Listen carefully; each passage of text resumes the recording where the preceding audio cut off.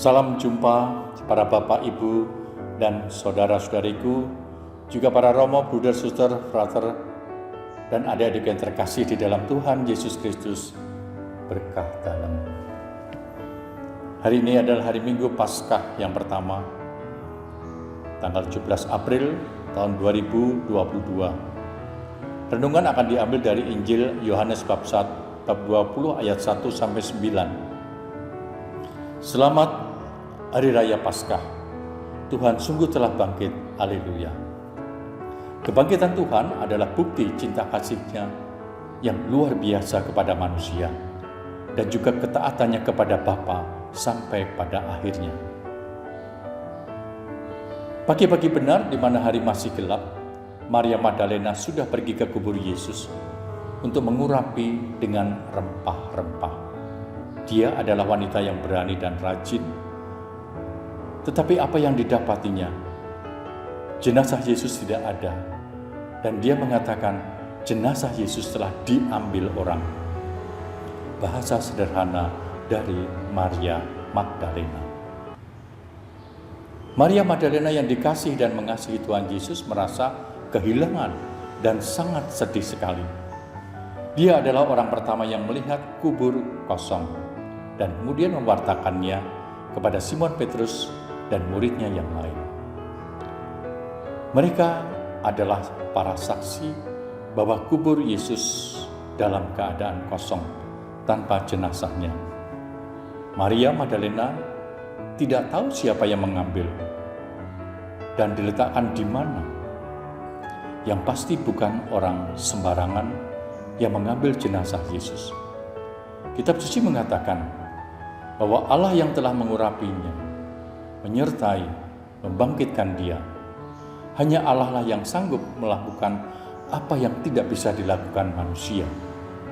Karena Allah memiliki kasih yang sejati.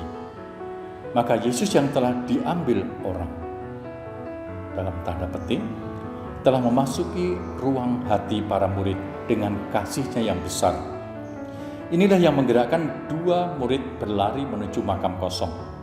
Kosong secara inderawi dan materi. Rasul Petrus menganjurkan agar kita memikirkan dan mencari perkara yang di atas, tanda petik, di mana Kristus berada di sisi Bapa, tempat yang jauh dari hiruk pikuk dunia. Tetapi tempat itu adalah tempat yang terang, tenang, damai, dan penuh sukacita. Kolose bab 3 ayat 1 sampai 2. Bukan yang di bumi, tempat yang penuh dengan materi yang kadang membuat kita bingung, gelisah, dan kecewa. Kasih Tuhan tidak bisa disempitkan dengan kubur yang ditutup oleh batu. Tetapi kasih-Nya menembus sampai di setiap sudut bumi, bahkan di ruang yang tersembunyi, yaitu di dalam lubuk hati dan pikiran kita masing-masing. Maka kubur kosong menjadi tanda bahwa Yesus tidak pernah meninggalkan umat-Nya dalam situasi apapun. Jadi, kalau kita merasa ditinggalkan oleh Tuhan, sebenarnya kitalah yang meninggalkan Dia, yaitu merasa kurang percaya akan penyertaan Allah bagi kita semua, yang baik dan yang jahat. Kristuslah hidup kita.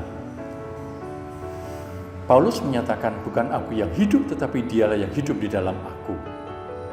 Maka jangan pernah khawatir dan merasa berat dalam menanggung beban, karena Dia tak pernah membiarkan kita untuk menanggung sendiri.